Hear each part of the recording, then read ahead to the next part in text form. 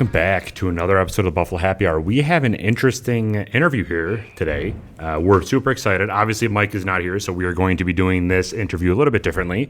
We're going to go around the room and do a little bit of introductions All right. here.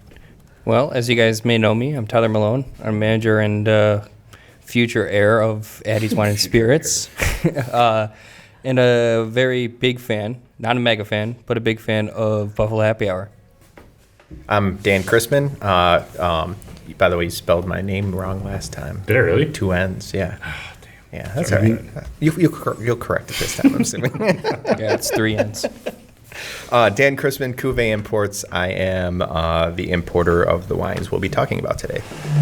And I'm Raffaele from Italy, from the winery which produced the wine we are going to taste today. And I'm fan of Buffalo City. The first time I heard about this podcast, but I already I love Buffalo chicken wings. I love Buffalo Bills. So I'm becoming a Buffalo citizen somehow, adoptive. Have you had chicken wings yet since you've been here? I ate chicken wings 2 times. My first time in my first trip here in Buffalo, and yesterday it was all the time amazing. I'm so a huge fan of Buffalo chicken wings that I also begin to make them on my own in Italy. How you doing them? How? Yeah, you making them well? I fried and then I baked them. They are not the same recipe, but anyway. No Franks. He doesn't use Franks. Yeah, no Franks. Yeah. We'll send you home with a bottle of Frank's. That's what I said, yeah. What? Frank's hot sauce, we got to send you home with a bottle of it. Just a brand of hot sauce. It's so You got to good. do a better job, Dan. Yeah. I know. Well, Yeah. I tried to explain it last night, but I'm trying to learn. then there was like a bunch of other people at the bar distracting us. I'm not expert of Buffalo, so I will become more and more and more and more. Maybe one day. We did Gene McCarthy's last Oh, night. nice. Okay. Yeah, it's a classic. Yeah. Good It's choice. very good, very Yeah. good, very good. So what is your winery called? My winery is it's not my winery. Right. The winery I'm working for as an export manager is Piandaccoli Winery. It's from Tuscany. It's a small winery in Tuscany, family-owned winery. It's very, very particular. I'm happy because today usually when you talk about Tuscan wines, you talk about Chianti, of course. But only the other wines are usually Brunello of Montalcino or Super Tuscan from Bulgaria area. Today, we will introduce an unexpected Tuscany, something which is completely different, and I think even somehow more historical. And I can say something about the winery? Yeah, go for it. I mean, you said how it's different. How is it different than other wineries? Well, we have 20 hectares of vineyard. Of course, we produce Sangiovese, which is the most renowned grape in Tuscany, and I think even in Italy. But the winery is famous for the other half of our vineyards, the other 10 hectares, where we cultivate some rare historical grapes from Renaissance period, Italian Renaissance period. So we are talking about 6th and 7th century that went lost during the phylloxera epidemic, parasites which came from North America and in Europe in the half 19th century, almost wiped out vines from all Europe. And now, how we recovered them, those grapes? Well, with a project in partnership with the University of Florence, starting from the discovery of some grape seeds inside the Medici family tombs. Medici family was the ruling family of Tuscany during the Renaissance period. They were very famous, Lorenzo de' Medici. There was also a TV series about Medici family called The Medicis, where also one of the actors was Dustin Hoffman, or the actor who does Robb Stark in Game of Thrones. So an international cast. Sure. Yeah, Very, this was a very recent good. thing. This was a recent. A couple of years ago, I think. Yeah. Never saw it. So why were the grapes in the tomb to begin with? Did they make that wine back then, or what's the relation between those grapes and that tomb? Well, this is a very interesting story because, when people in the ancient time used to die, they are usually buried with gold coin on their eyes or an offer.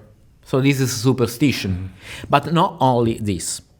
So something in order to pay, they travel in the afterlife and have better condition in afterlife. The richest you are also there, you probably stay better. But not only this. The fact that the university found those seeds inside those tombs means that they, at that time when people were using to die, all the important people went to the church and to the ceremony in order to give their greetings to the dead. Sure. Consolations, yeah. Exactly. Even the enemy family. And was the only chance that they usually, even enemy family cannot even meet in the streets. Usually they fight. Yeah. So they were always with bodyguard or whatever, Even if they had killed them, they would show up at the funeral?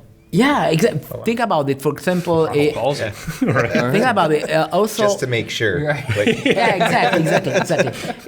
Even Shakespeare, Romeo and Juliet. Sure. Yeah. Romeo and Juliet. Yeah. They were enemy families. Yeah. And they used it to fight if they find themselves in the streets of Verona at the time. Yeah. And in Florence was the same thing. Medici family has the Pazzi family was an enemy family.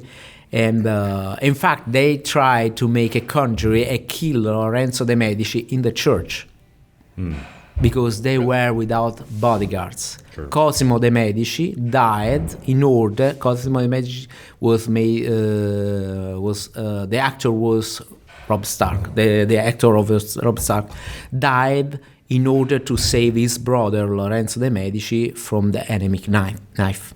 Oh, okay. So who was the mortal enemies of the Medici? The Medici family is extinct. No, but I mean, at the time, The Pazzi family. Oh, the Pazzi family. The Pazzi family. Okay. Spell that. How does it? Pazzi. It's got a P in it. Huh? No, it's a B, I think. Is it a B? Pazzi. Is it a B or a B? B-A-T. P-A-Z-Z-I. B-A-Z-Z-I? Yeah. Oh, okay. Cool. All right. And you know what? Once I went to Volterra, and there was the set, the cinematic set of they are making the movie. The set, yeah. And so exactly, it was the set, and I was in Volterra. Oh my God, what's happening? They completely built some structure, and I remember it completely different. What's happening? What's happening right now? Because I didn't know. And it was in 2000, I think it was 2019 or 2018. Okay. So they were still making the last set of the series at that time. And I suggest... They filmed it in Florence? Is that where it was filmed? Or? All around Tuscany. Okay. Around Tuscany. Right. And I think maybe some part also in other... I don't know if so in UK or... I don't know. Sure, yeah. But for sure some part in Tuscany. Okay. So they were buried with those grape seeds, right?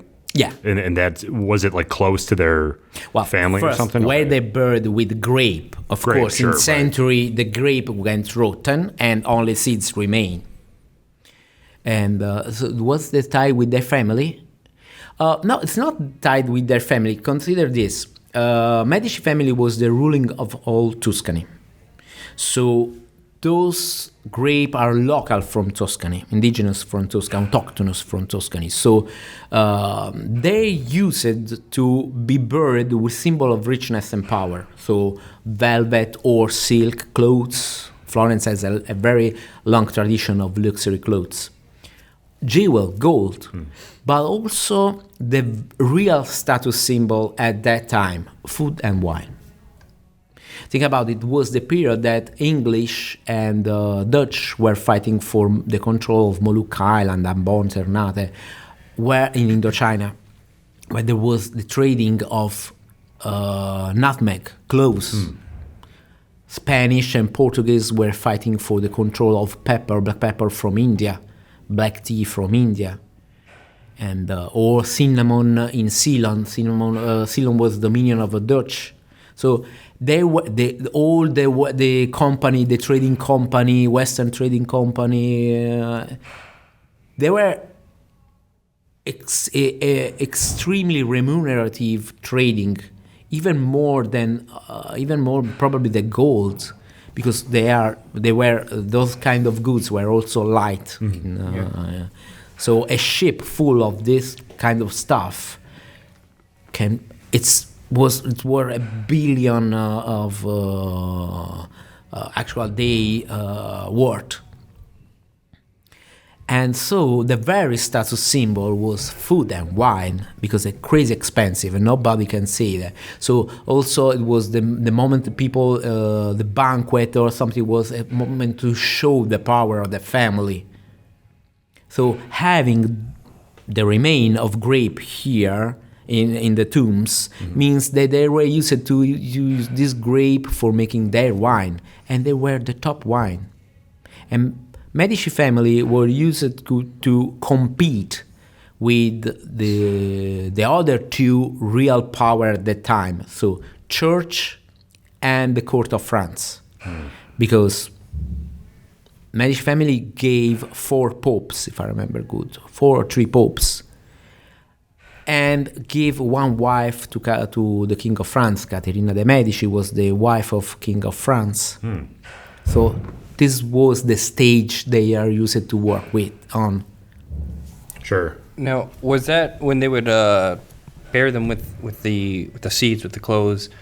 Was that kind of like what they did in Egypt with the mummies, where they would throw everything? Similar. Yeah. Yeah. Yeah.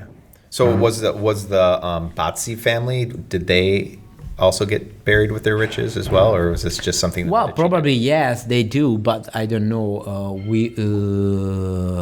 It was founding the seeds inside the Medici family was an accident, because how they been discovered.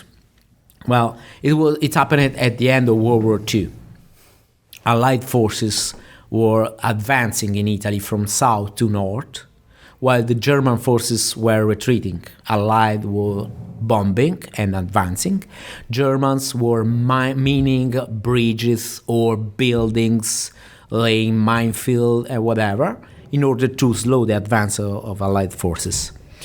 Well, Florence was a kind of museum, open-air museum. So there was the terror. The people were really afraid that can be destroyed by fighting, by combats.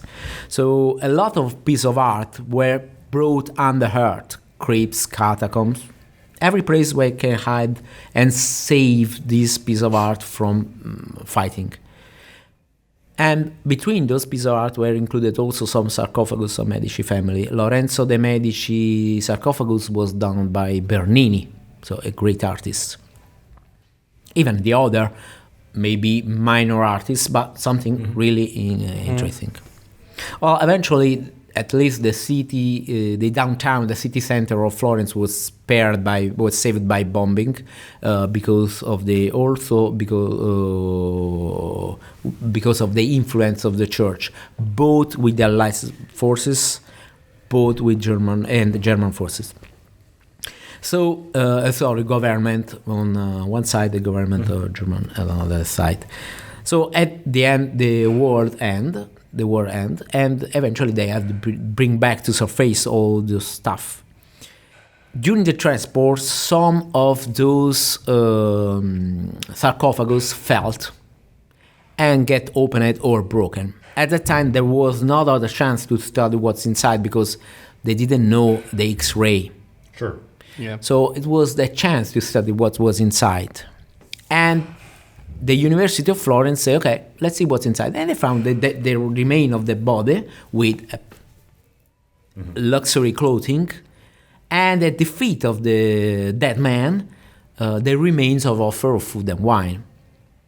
So they begin to study what was those seeds, but they found that they are completely different from any known varieties. So they already know that some varieties went lost during the phylloxera epidemic, and they begin to do, would you like to know, maybe those seeds belongs to some extinct spices, some extinct varieties of grape. And then they begin a project in order to bring back to life, but eventually this project immediately stopped because they didn't have at the time the knowledge in order to proceed further. Only in the 1890, with the discovery of genetic code, they do a genetic map of the seeds on one side. They also discovered survived plants on sandy soils because the phylloxera wasn't able to attack the root of plants on sandy soils. And they saw that they were survived plants, now unproductive after centuries. And they begin this project in order to bring back to life. I'm not a botanic, so I don't know, but there is a genetic law. So if you breed when you make a breeding, if you have for 7 generations the same results, it means that you reach the purity, the original purity. Sure. So they plant experimental vineyard with all those recovered varieties, and they were looking after that. They were looking for some entrepreneur crazy enough to accept the challenge to make wine from those grapes. And here, Mr. Bruni, Mr. Giampaolo Bruni, owner of Piandaccoli Wine, make his appearance. And well, he's an old gentleman. He had to renew his family estate, and his main business, luckily for him, it's not wine. It's making luxury fabric, luxury textile, with luxury wools like mohair for the big brand of fashion like Chanel, Hermes, or whatever. No free shadows. That's pretty sweet. Yeah, no, really. Not a sponsor. Right. Yeah. Oh, I'm sorry. No, it's a joke. So you guys, the winery that you represent was able to take that challenge on. Were there other wineries that were able to also, or was this strictly you? No. Okay. Not only us. Also other wineries. But what we did it was 2004 that time. And we had, how can I say, a revolutionary way to approach and project the wine we want to make. It was the time when people are used to. It was the highest point in the diffusion of Super Tuscan, with 2 age of finding in new barriques, heavy toasted, so a lot of oaky taste on wines. I'll interject for a second because just in case some of your viewers don't know what Super Tuscan is, it's a blend outside of the approved varietals within Tuscany. So, in Tuscany, you're allowed to grow Sangiovese by law. The government very closely regulates that. Oh, okay. When you grow like Merlot or Cabernet or other varietals like that, they're like declassified varietals within the region. So when you label them on the bottle, you have to essentially label them as table wine. But you're using these really high quality grapes, and you don't want to label them as table wine because you won't get as much money for the final product. So the workaround was the producers in Tuscany kind of created this category called Super Tuscan. Well, in the truth, it was Parker which created the word. Oh, was it? Okay, that makes sense. Parker, the great reviewer from US. I thought Sassicaia maybe had something to do with that as well. It was when he tasted the Sassicaia the first time. Oh, okay, that makes sense. When he said Sassicaia was a Bordeaux style, a Bordeaux blend, so Cabernet Franc, Cabernet Sauvignon, and Merlot, made in Tuscany, in Bulgaria, with a almost river rock soil. Okay, it's a very small area. Really great vineyards, like world-class vineyards. Exactly. And when Parker tasted this wine, he said, "Oh, it's not a Tuscan; it's a super Tuscan." And so the word super Tuscan.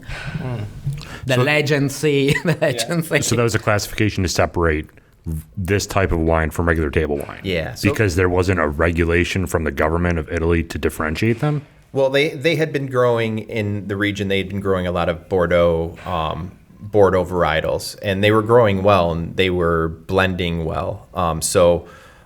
If they hadn't really created that subcategory, they'd have these really high quality wines that they could really only charge very little money for, because it's classified through the Italian government's eyes as a table wine, or a rosso, if you will. So, to the viewers, it's kind of like bottle and bond a little bit, where they have the regulation of the government having to make sure that it's 100 proof. Sure. It's following all these specific laws. I mean, obviously, it's wine in Italy versus bourbon in the United States, but it's a similar concept with how they're kind of monitoring it. That's interesting. So where he was going with this is, while other people were planning these Bordeaux varietals. Exactly. We choose to make completely different wine. So our idea is to make people feel the real taste of those grapes, those unique and rare grapes, which are also very difficult to cultivate. So there is a lot of work behind them, and a lot of Tears, yeah. lot of pain. This story that he tells, every time me and Eric tell it, it gets embellished a little bit more, to the point where there's characters that don't even exist that are doing things in these stories. But he said something to me yesterday, and it resonated with me, because I always imagined that the University of Florence chose Piandaccoli, when in fact Mr. Bruni approached them and they said, yes, you can take these if you want to assume the risk of growing them, because of their difficulty of growing, and they didn't know exactly how to grow these varietals yet. So he assumed all the risk taking on these varietals, where a lot of wineries wouldn't. They would just, I'll just plant Cabernet. Sure. Exactly. So that kind of, Or even make them in blend with other wine.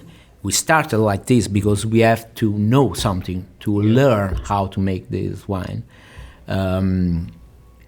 But another thing that we choose to use very few oak, so larger barrel, second and third passage. Why? Well, because we want to develop the flavor from the grape and not from the oak. But if you make something wrong in the vineyard, you can correct with oak. Sure. It's like hops in beer. You can hide all your mistakes if Right. you overhop something. So when they were first able to create this wine from this grape varietal, does it taste completely different than other wines, or is it pretty similar? Extremely different. Really? Extremely different. In what way? Like, first of all, what is the grape? What is it called again? Those grapes? Yeah, what is the name of it? There are a lot of them. Okay. We have on our land, they work better the foglia tonda, the pugnitello, the mammolo, the barsaghina. We choose those. In the truth, 5. We have another one in development, but it's under secret.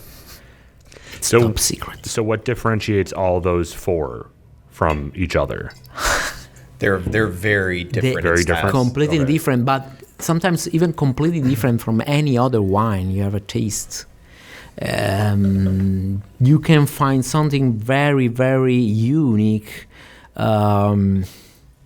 that usually it's like, a short secret in your mind. You never expect something like this.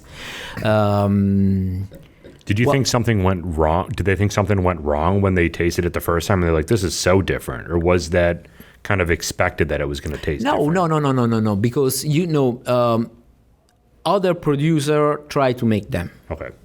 So somebody also impurity, but usually they use more barrel, more oak. Mm-hmm. But you can imagine some things from those grapes, even if you taste them in blend, because they are very, very particular. So when you find those flavors more strong, more direct. Okay. Well, of course, I'm not an enologist. We choose as a partner for this challenge Attilio Pagli, which is a very great enologist. Wine Spectator is not only our enologist. He works also with other companies, other wineries, and also with some wineries in South America. And Wine Spectator put him in the seven position, the best winemaker in the world. Wow. So, and of course, he has an experience and knows and a mouth something incredible compared to mine.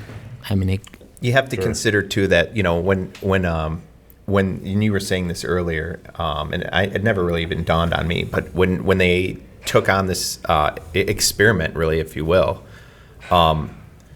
these hadn't been regularly planted since Phloxera, so since the mid 1800s. So there wasn't a single enologist in the world that knew what these tasted like. Mm-hmm. So, he was talking earlier today about how they tasted was it the Mamolo or the Fogliatanda, one of the varietals, regardless. Mm-hmm. Maybe. I think, oh my God, it's terrible. That's it's Barsaghina. Barsaghina, yeah. So they tasted this and they were like, oh my gosh, this is horrible. This is undrinkable wine. And the enologist reassured them that this wine will change. It'll settle down. It'll be very quaffable. And he was right. But I mean, you're approaching these things, these varietals, in complete darkness. You don't know. You have nothing to compare them to because nobody's drank them for over 100 years. Yeah. Right. That's got to be so scary as a winery to be like, I don't know how this is going to turn out, how long it needs to sit before it's good, or how long it sits before it goes bad.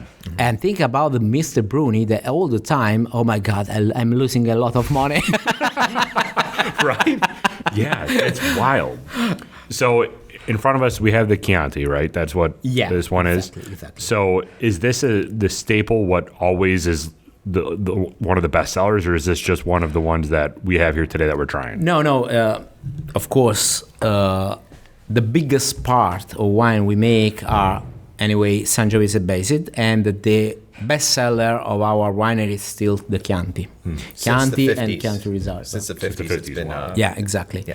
This is, for example, the historical label of the estate before ownership of Mr. Giampaolo Bruni, because in the past, the Piandaccoli Winery was very famous because they were used to produce only Chianti at the time. In the 50s was very, very famous wine, the Piandaccoli, because it was very elegant, very smooth. Now we know also why it was very smooth. And because Sangiovese usually it's quite aggressive grape, quite tannins grape. Sure. This one is very incredible, elegant and smooth.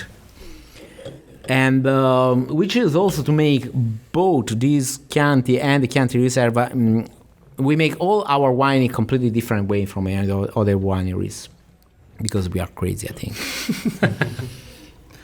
Well, this is fantastic. Well, how much does this sell for here? I don't know, Dan. You want to answer this one? Well, you know what? We, being importers, we don't always know how things are going to react in the market. So we vastly underbought this, and I've been holding it off for a couple accounts, and much to Tyler's chagrin, he cannot sell it just yet.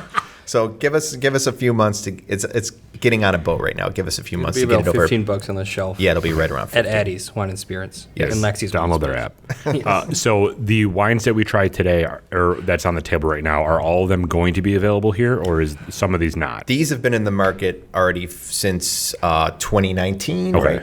Is that about Yep. right? Yeah, Yep. 2019. These 4 have been in Addie's since about 2 o'clock on Friday, the 26th of April, or Tuesday, the 26th of April. And are they available outside of New York at all, or whereabouts in New York can you find any more of these wines from? Mostly Western New York, and Western, then okay. Chicago. is- Chicago, yeah. And I hope soon. Well, before the pandemic, also in other states, but now it's been an hard period for everybody. So we lost some customers all around the world. So I'm trying to boost and make those guys buy more wine. So everybody knows France and wine. What is the culture like or the amount and presence of wineries in Italy in comparison to like France? You mean we have more wineries than in France? You mean? Yeah, just like how are there more or less than in France? I think we are more. Okay. We are more because, well, you know what? We have a lot more vines, Okay. kind of growing regions grapes. too. Growing regions? Yeah. Indigenous grapes. Yeah, we have a lot of indigenous grapes. Well, they have like Thousands. Yeah, thousands. Thousands. But you know Allegedly. what? The Italians like to call one grape something different in each little region. No, too, so. no, yeah, that's true. That's true. We are adding confusion. We are adding confusion Italians like to something which is already confusing because we have a lot of grapes compared to France. I don't know how many they have, but I wouldn't know how to answer that. At least 1. Yeah, more than one. For More sure. Greater than equal to. more than one, but 100 maybe. No, there's got to be more than that. Thousands. More There's than probably close to 1,000 in France that are grown. No? No. All right. There's somebody off camera that's Google it, Mr. very PA. brutally disagreeing with me. It's a guest PA over there. But he's only half a Sam, so what does he know about it? Right. Yeah, But you know what? France can make more, have a more mature industry also in approaching. I mean, they are more compact. We Italians fight for everything. No, my wine is better. No, my region is better. Your region is worst. Then in the same region, my wine is better. Yeah, it's like this. We are like this. So I was reading that pamphlet, and there's a quote in there or something that said that the winery makes the vines conform to the land instead of the land conform to the vines. Was that right, or did I have that backwards? They have a really unique terroir. Yeah, and exactly. I'll let. Yeah, can I'll you let- talk about that? Yeah, I'll let Raffaele go into it. Yeah. Well, it depends. I mean, in our approach, we want to make our wine tell you about also of our land. But some other wineries prefer to have more standard product, because also when you make a very natural wine, this wine will also tell you about the vintage. So if it was a rainy vintage, you will find something which is different from the previous year. And now the weather is crazy, completely crazy, even more. So it's not. I think it's nice. It's amazing. Also, 2014 was a terrible vintage in Italy. We lost a lot of production and we make only a few wines. Why is that? Is that a specific event that happened, or was it just bad? It simply was continuous rain. Oh, okay. The grape went rotten even before maturation.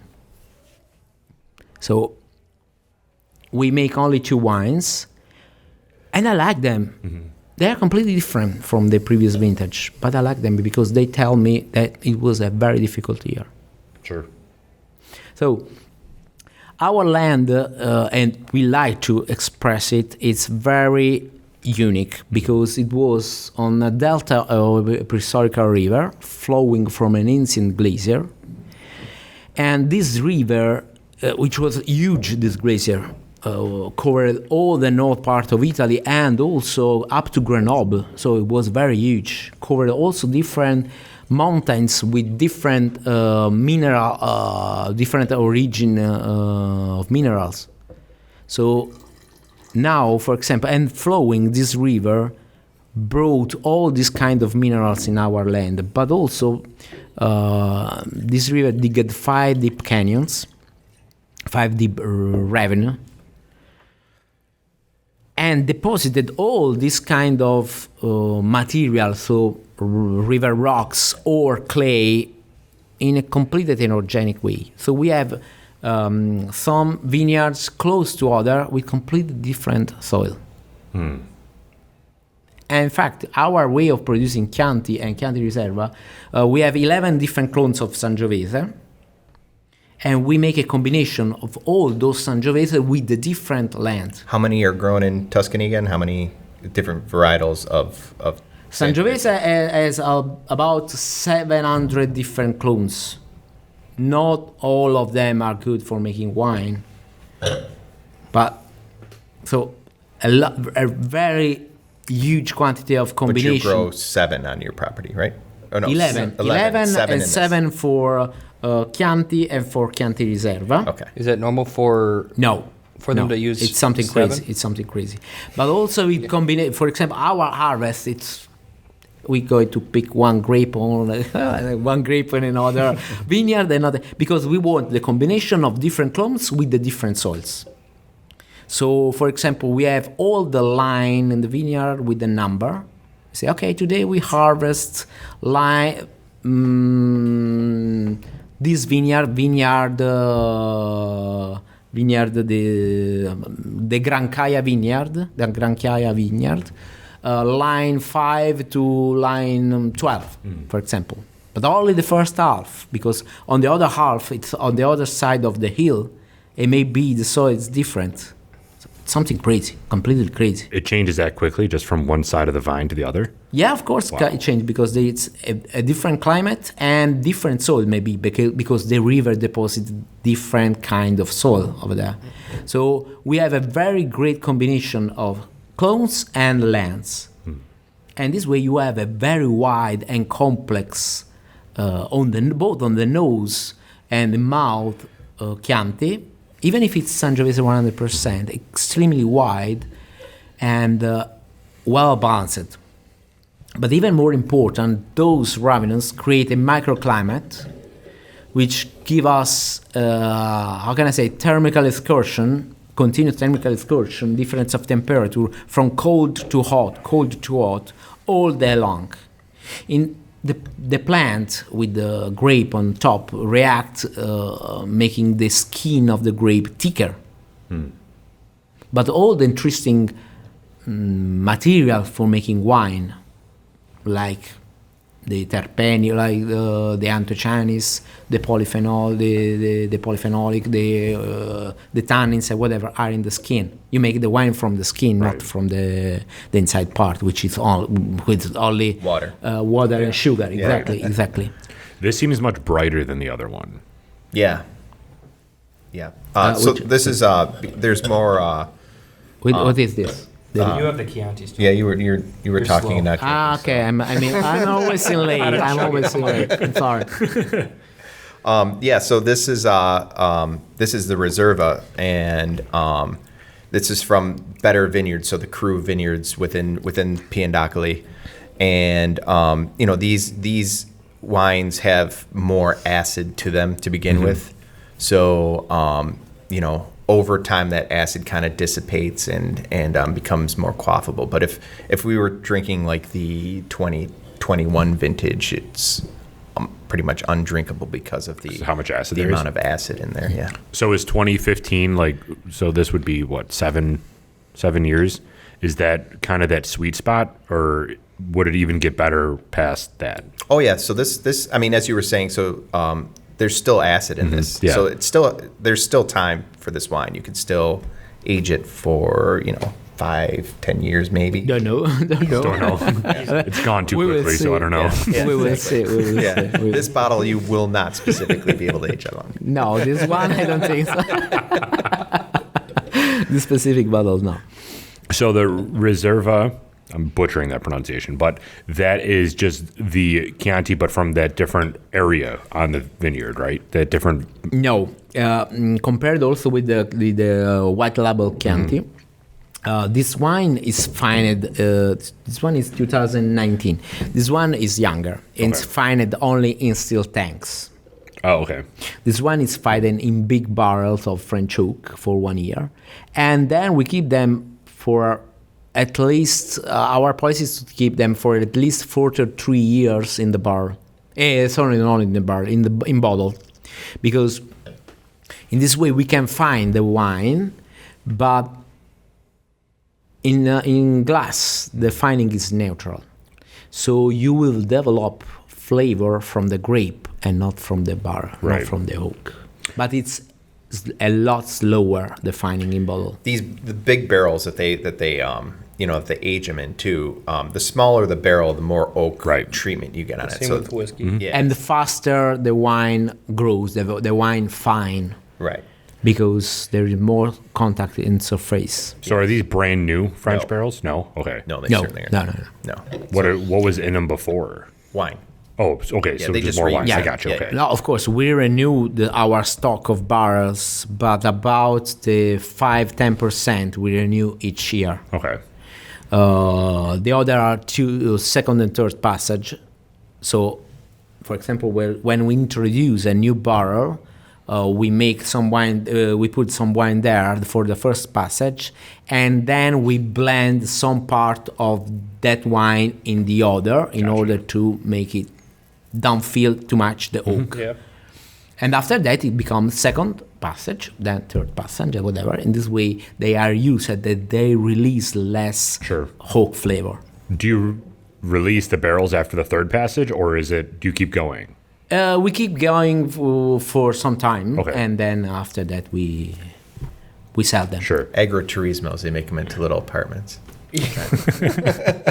Now, I They think let the importers stay. Yes, that's where they make Eric sleep. now I think I heard something about you toasting your own. We have we have developed our own point of toasting. When we started, we went in France to choose our barrels, and together with the enologists, we choose our own toasting point. So that it's good for our wine. Sure. It's not an heavy toasting point. It's a very light toasting point. Because the more toasted and more it releases flavor. Wow. That's crazy that you guys even do that. But it makes sense because you want to quality control even that aspect. Exactly. Of it. In every step, we want quality in every step. Okay. Otherwise, I'm late all the time. I'm late. You ain't driving. I'm not driving. That's true. So this one that you just poured, the blue label, which one is this now? This is the first wine we made with the use of those grapes, but in blend with Of the rare Sangiovese. grapes you're saying?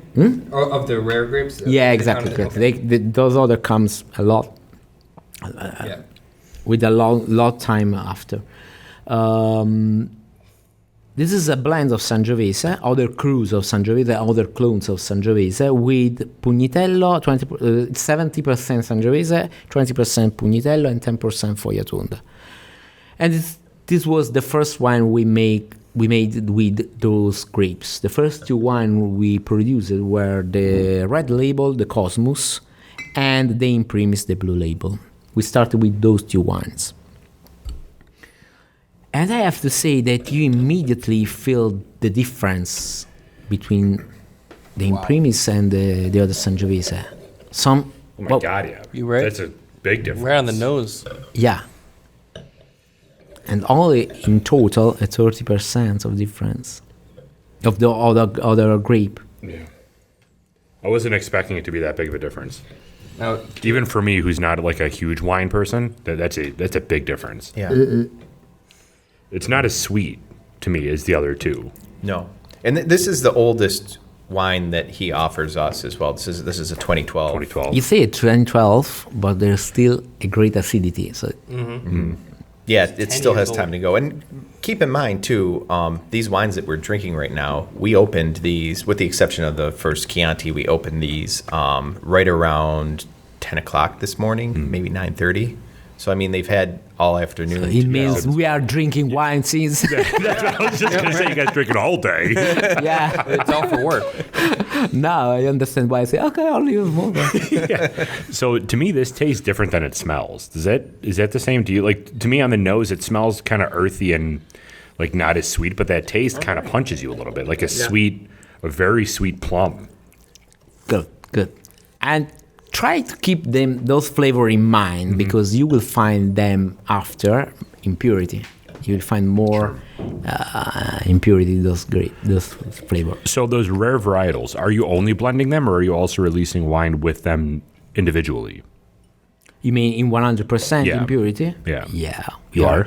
And we, at the end, we continue to make experiment and maybe develop new wine. For example, there is one secret that I will not tell you. Come on, no one know. But at the end, after 10 years of research, we also make them impurity, starting from Foglia Tonda. And at the end, the last one we introduced was a sparkling wine made from one of those grapes. And actually, today we will not taste it, but actually we are the only one producer in the world which make sparkling wine from that grape. And it's something strange. Sure. Amazing, very good, because the basis, the wine have to be good. Otherwise, it's no sense to produce them. But also, they're very, very interesting and very particular. How are you guys making it? Are you doing traditional method? No, the Charmat. A long Charmat. We first made a short Charmat, and now we're making a very long Charmat. Can you explain that a little bit for the people that don't know, aka me? Sure. So Thank you. there's a couple of ways you can make. I'll explain it for Raffaele. Thank you. You're welcome. There's a couple ways to make sparkling wine, and the traditional method is what they use in Champagne, and it's bottle fermented. So all the bubbles are created within the bottle itself. The second fermentation. Second You didn't fermentation. told that you Yeah. make a Well, second I'm fermentation. just trying to simplify it a You little. jump forward. And then you can. The second method of making a sparkling wine is to do it in tank, and it's a sealed, pressure treated tank essentially, and you create the same process, but it's just not in a bottle. The difference is when you do it in the bottle, you get more of that yeast component in the wines. If it's done in tank, the yeast isn't as effective and as a flavoring agent. It tastes more bubbly when it's doing the tank method. You can really taste it. They probably won't say it, but I'll say one like Andre is a good example of it, where you can, when you taste it, besides it just being sweet, you're just tasting the bubbles just going down. Is Andre really a good example of anything though? Shitty wine, that's right.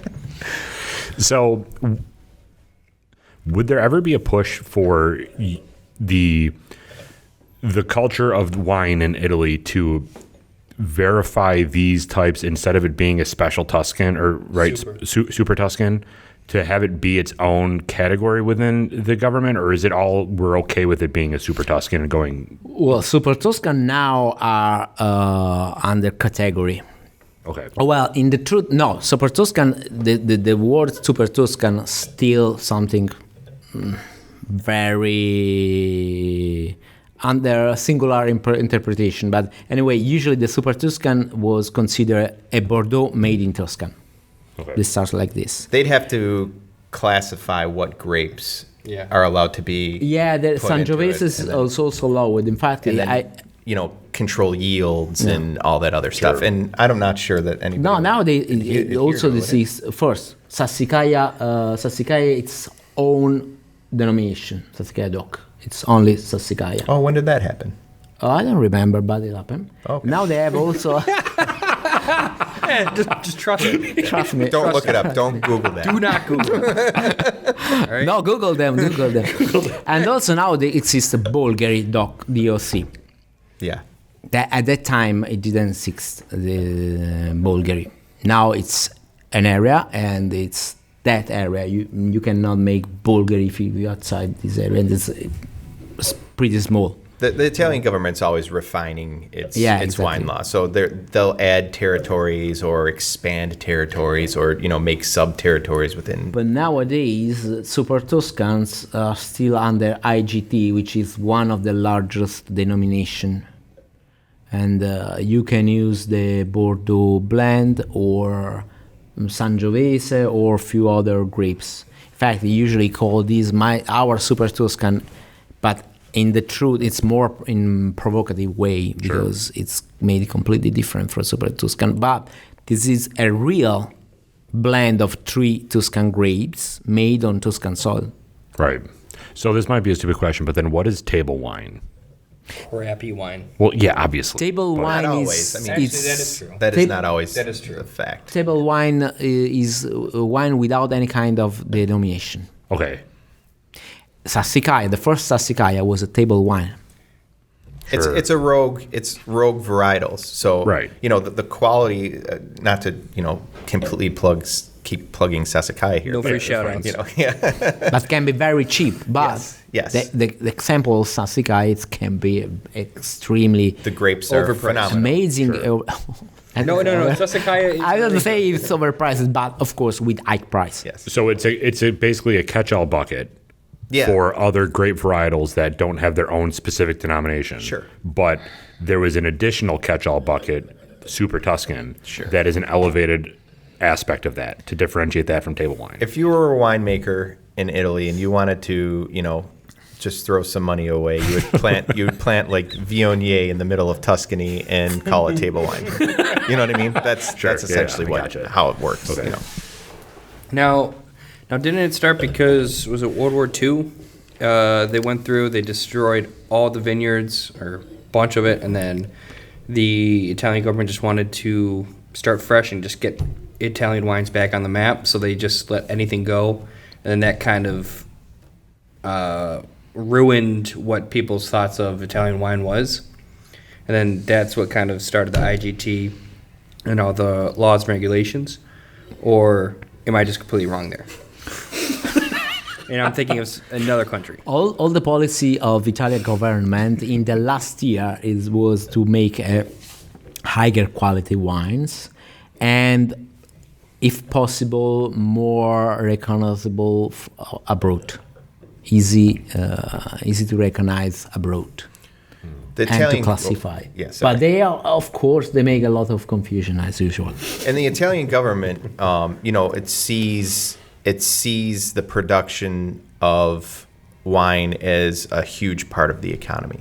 Yeah. So they're always investing in the wine regions and the new wines of the country. A great example is they throw marketing funds at wineries to market outside of Italy. So Piandaccoli gets help with some marketing from the Italian government to that's cool. To market with us in the United States. That's really sweet. Now that's why I'm here. So now, do you see that getting abused at all by? What? Do you see a bunch of wineries just abusing that and sending people from wineries, representatives from wineries, not yourself, of course, but people from other wineries that get sent over to Italy or to the United States just to promote the winery, and then just send, because all you need is just like pictures, send it back to Italy and say, hey, I'm over here doing wine tastings, send me my paycheck. No. There is a huge Sorry, hold on, we'll cut this. No. There is a huge control behind it. Yeah. Yeah, there is a huge control and very strict control, I have to say. So what do you have to do then to get approved? I have to send them. I have to ask a budget. It had to be approved. Then I have to tell them which first it's not Italian funds, are European funds. It's quite different. Oh, my apologies. I thought it was. Yeah. In fact, we can use only outside Europe. We cannot use them in Europe. Is it Europe or the EU? EU. EU. In fact, you can use them in United Kingdom. Now, Right. Sure. after the Brexit, we can use them in United Kingdom. So I have to present. Okay, I will go in Buffalo. And what will you do in Buffalo? Okay, I will do this activity, this activity, this activity. I will go to visit this shop. I will go to visit this customer, this restaurant. I will join this podcast. So the Italian government, look at that, dude. Yeah, they are looking. They are looking at you. You're famous. But now, well, you're already international. Yep, there you go. Nice. So, I'm sorry. Finish. And the then thought. I have to bring the proof. Yeah. So picture or Tell them Thank to you. subscribe on the YouTube page. Subscribe on YouTube. then I have to bring Dan Packet and as a witness. So of course it's not only promotional trip, but also you can make promotional activities like video or advertising. Of course, if you do some advertising on a U.S. Newspaper, U.S. magazine, wine magazine, it's easy. Yeah. You get one copy. Okay. Right. Okay, it's easy. Yeah. Of course, you need all the receipt, Right. all the receipt from payment or whatever. Sure. So, how did you guys get connected? You and Cuvée Imports. How did that relationship start? Well, we met in Vinexpo. New York City, in New York yeah. City.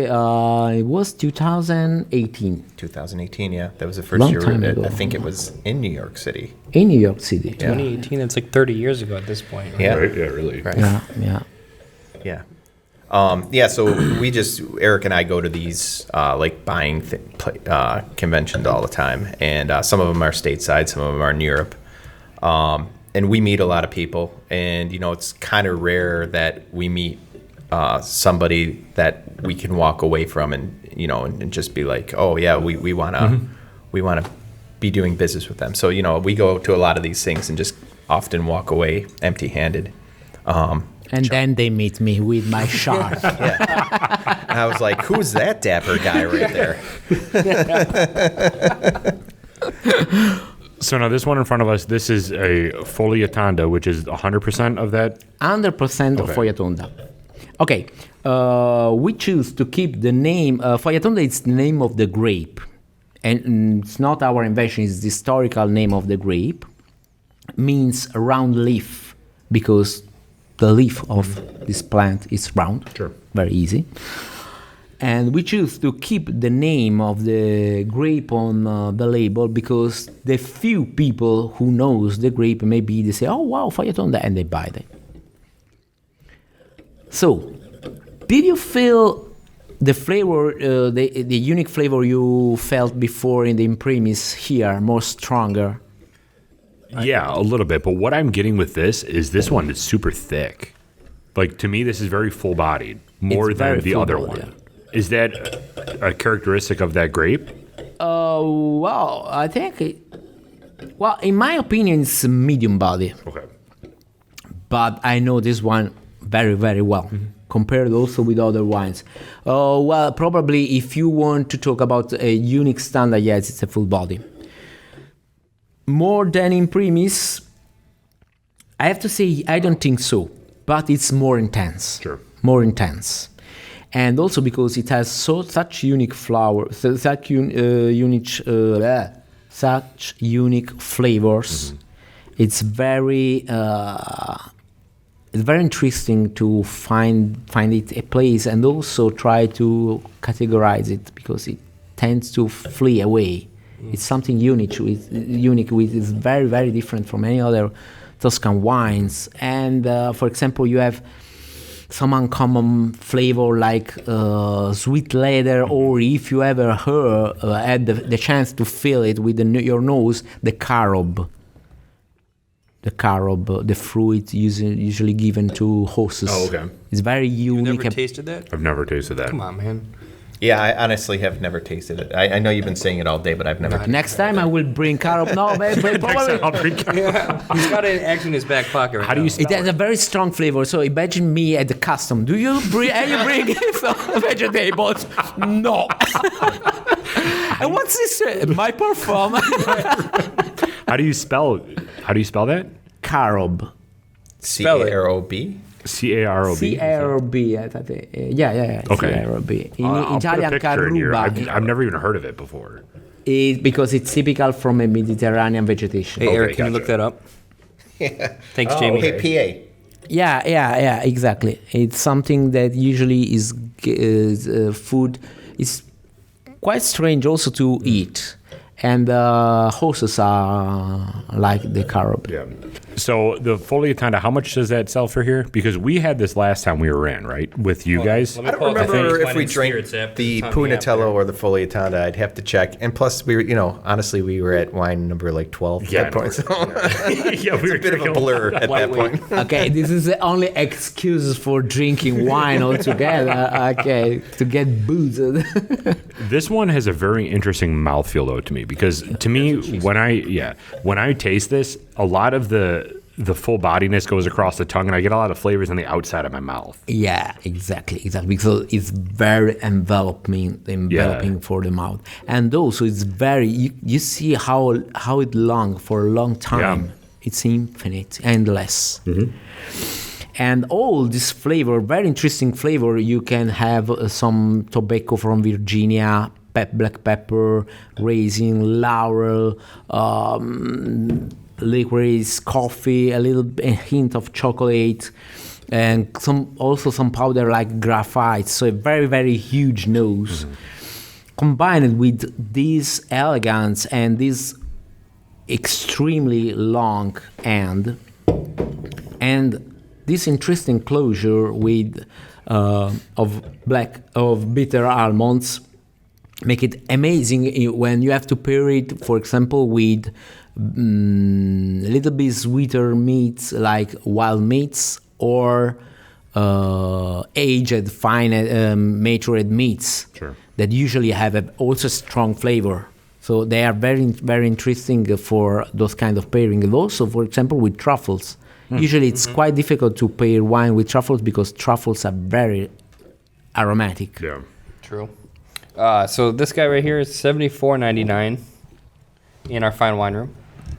And The Fogliatanda.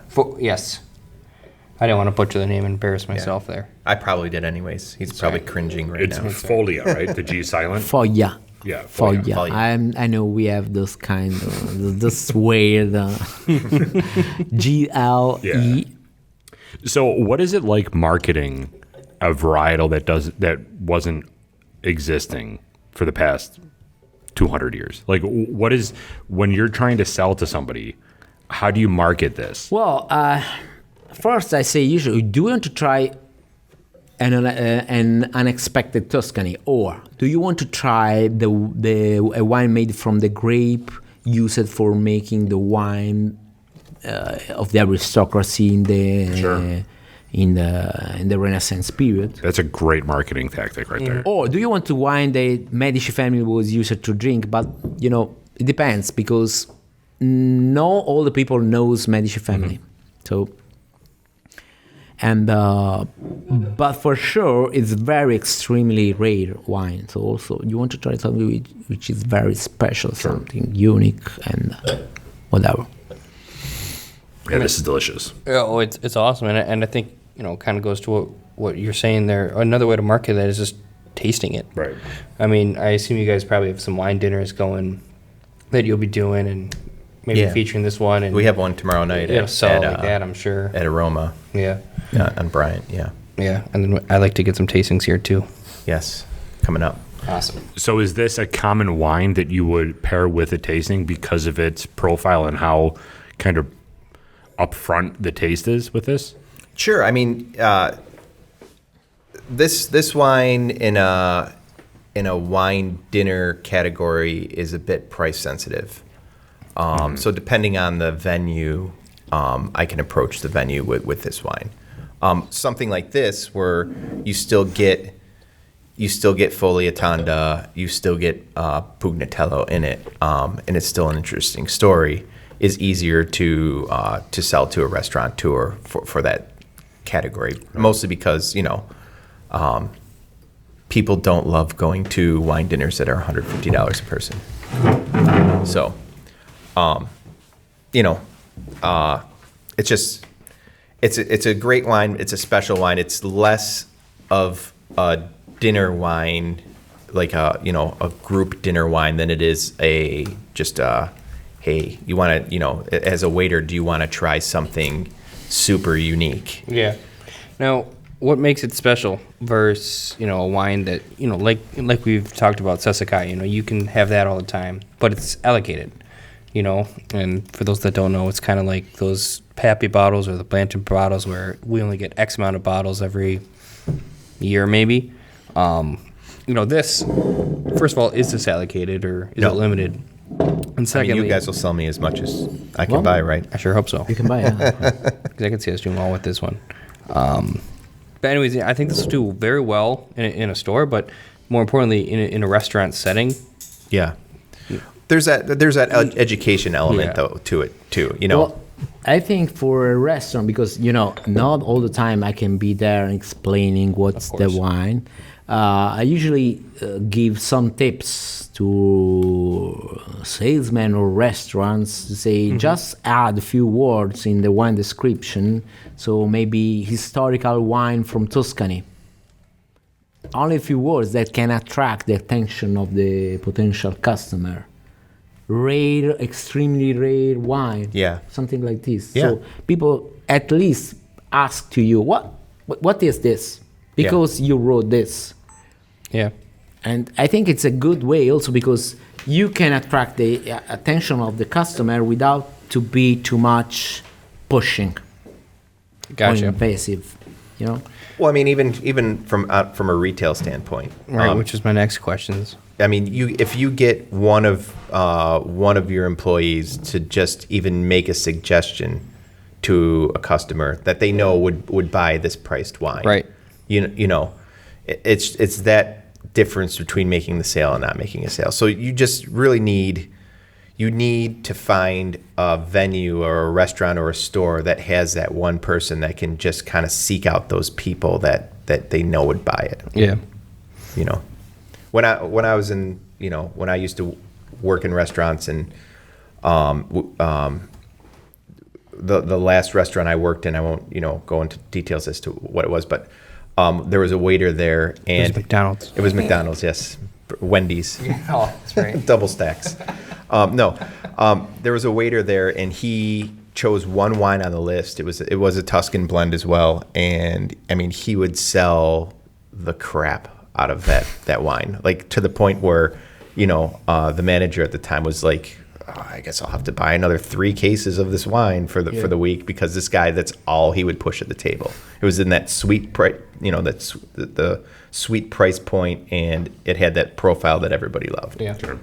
So you just have to find those types of people that can really turn people onto a product like that. And there was nothing wrong with that product. It was a great product. It was not Andre then, huh? It was not bubbly Andre. All right. Well, we're at about an hour now, a little over an hour. Do you want to try this last one here? Let's do the All right. Pugnatello. Yeah. So now this is, again, another rare varietal, but this is 100% Pugnatello? Okay, Pugnatello. gotcha. Pugnatello take its name from, Pugnatello come from the word pugno, which means fist, because the shape, okay, that's enough. I get drunk. Come on. We're going to dinner after this.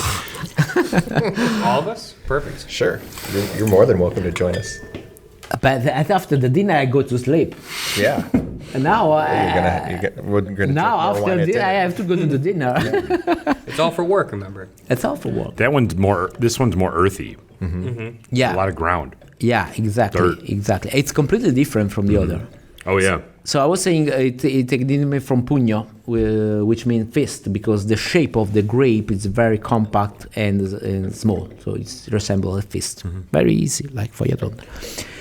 Here the fruit is more crispy and more red, but you felt the right earthy, and wet underwood herbs, for example, or also some gunpowder. Then today say, I feel gunpowder. Gunpowder, yeah. Oh, yeah, that's a You're good call. welcome.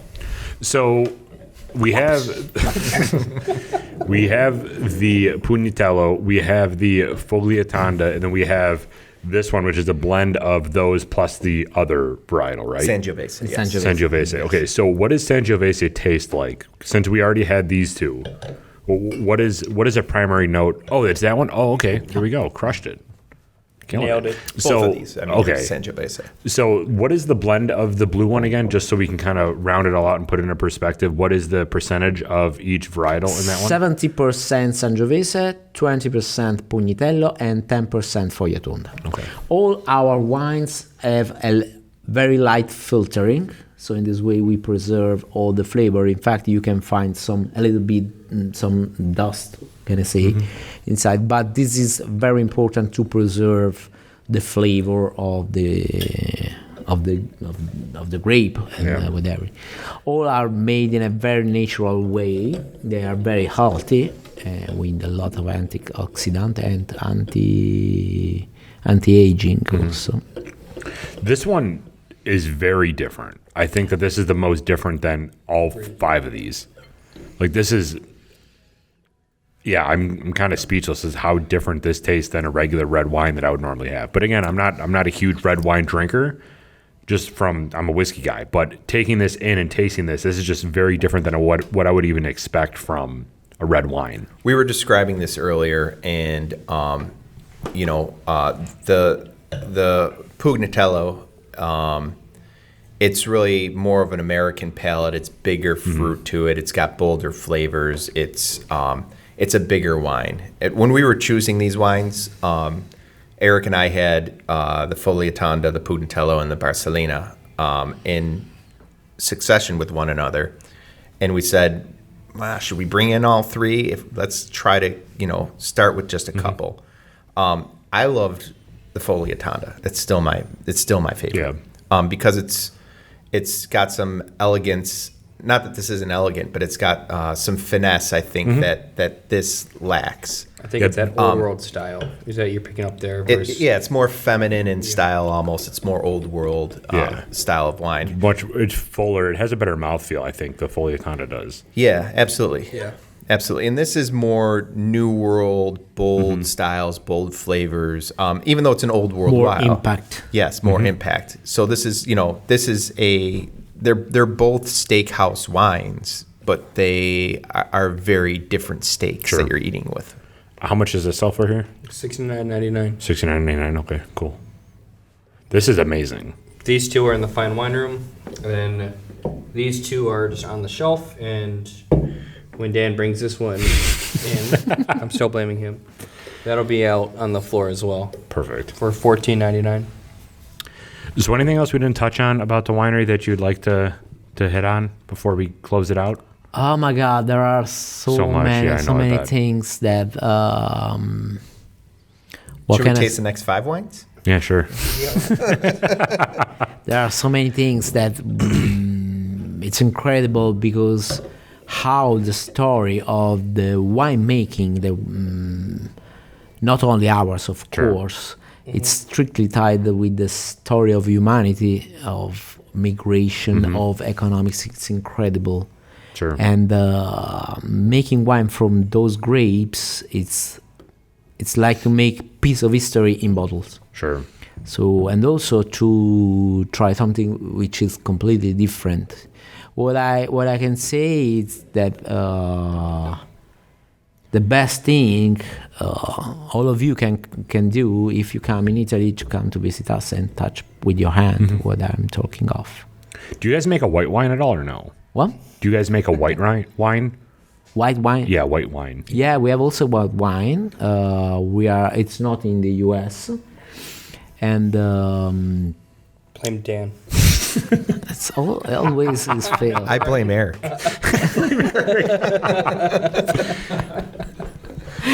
No, it's a phenomenal wine. We just And beautiful we label. don't know how the market will react to it Okay. yet. So, we're a bit cautious on what we bring in and how we bring things in. Sure. So they do a rosé and a white wine as well, and the sparkling wines too. I mean, sparkling wine, we haven't even something touched the sparkling wine either. It's in a category that we have to figure out how to market Sure. exactly. Not that these things are like the easiest varietals in the world to market in their own Of rights, course. but you take one thing at a time. Sure. obviously. Yeah, absolutely. What can I say? That it's everything. All those wines are very particular and really need to be tasted because it's an experience. Sure. It's an experience you have to do. And the sparkling wine, this wine, we never stop working on that. So follow us also for the future. Maybe we introduce other wines. Sure. They are doing more stuff too. Like you told me Exactly. today that you are in the process of. No, it's a secret. Oh yeah, I'm sorry, it's a secret. No, we are working on another winemaker from another of those historical grape. Sure. And another That's historical not the grape. one I was going to tell you about. So maybe I didn't. No problem. So, The Sanforte. I can say also the name. I was just joking. so speaking of following you, do you have a social media presence? Yeah, Okay. we have a social media on Facebook. It's Piandaccoli. Okay. And don't confuse with Piandaccoli Residence, which is a residence close to our estates. Piandaccoli Wine or whatever. We have a website. We have an Instagram page. And that's it. YouTube channel. YouTube channel, right? Exactly. Oh, look at Thank that. you, Dan. Follow for a follow, Derek. Yeah, really. Follow. So if somebody wants to know where your wines are located locally, where would they go to your website or would they go to your page? My website Okay. will have it listed. Yeah. So all of our retail partners. We are Can you throw- close to Florence anyway. www.cuveeimports.com. That's CUVEE. Okay. And you simply go to the our wines page or find our wines page. There's two ways to do it. Okay. And if you're going to a specific store, it will list what stores or what wines we have at that store. Or if you click on one of Raffaele's wines, it will list where it's retailed as well. Perfect. Raffaele, thank you so much for everything. So Thank you. appreciate to you. everything. It's This has been been a very amazing. great experience. Yeah, your wine is fantastic. Head out to Addie's, download their app at Addie's Wine and Spirits on all on social here. media. Do everything that Tyler just said. All their wine is on there listed. You can buy it right now, pick it up in store. They can ship to you if you're within New York State. So go do that right now. Pick up one of these bottles because you will not be disappointed. So thank you very much. Appreciate your time. You too. Thank you. Thank you. You too.